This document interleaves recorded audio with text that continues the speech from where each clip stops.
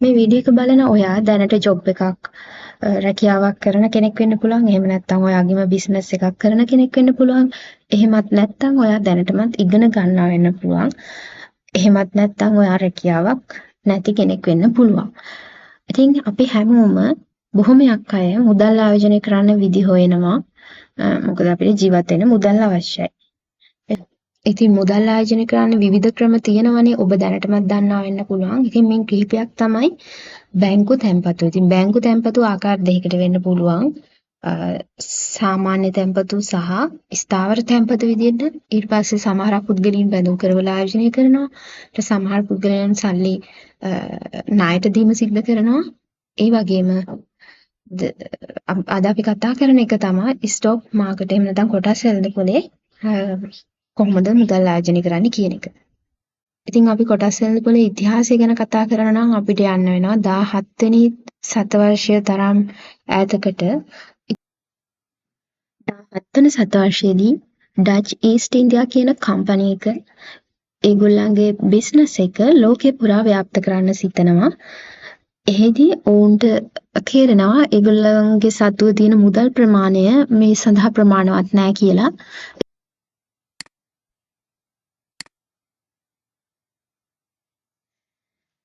ඒගොල්ලෝ මේකට පිළියමක් විදිහට සිද්ධ කරේ ඒගොල්ලන්ගේ කම්පැනි එකේ හිමිකාරිත්වය නැත්නම් වටිනාකම කොටස් වලට බෙදනවා. එතකොට එයාලා ඒක කොටස් වලට බෙදලා ආයෝජකයන්ට ආරාධනා කරනවා මේ කොටස් මිලදී ගන්න.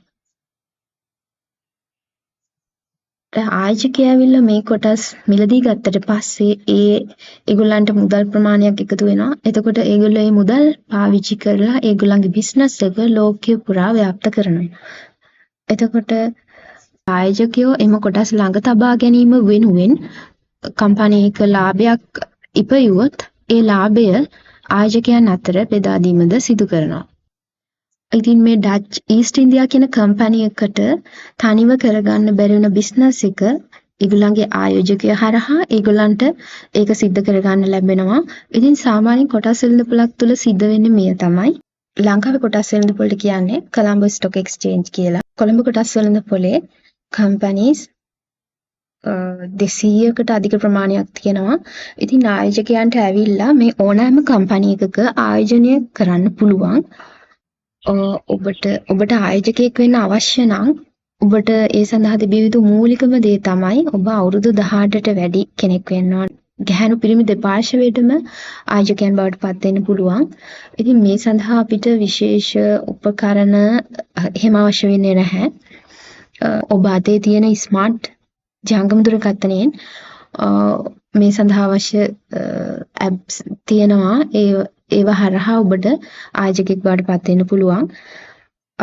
ඉතින් මේක පටන් ගන්න අවශ්‍ය වෙන මුදල ගැන කතා කරොත් ඔබට ඉතා කුඩා මුදල් ප්‍රමාණයකින් උනත් මේ පටන් ගන්න පුළුවන්. මේ සඳහා ඔබට දැනුම ලබා ගැනීමට ගොඩක් මාධ්‍ය තියෙනවා. ඉතින් ඔබට YouTube වීඩියෝ එකක් නරඹලා මේ සඳහා අවශ්‍ය දැනුම ලබා ගන්න පුළුවන්.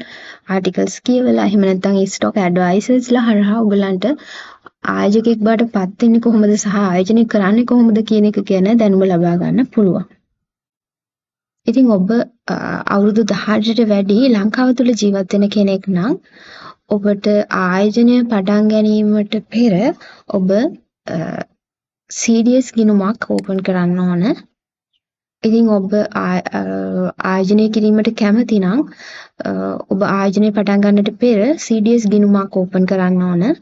ඉතින් මේක තමයි පළවෙනි ස්ටෙප් එක.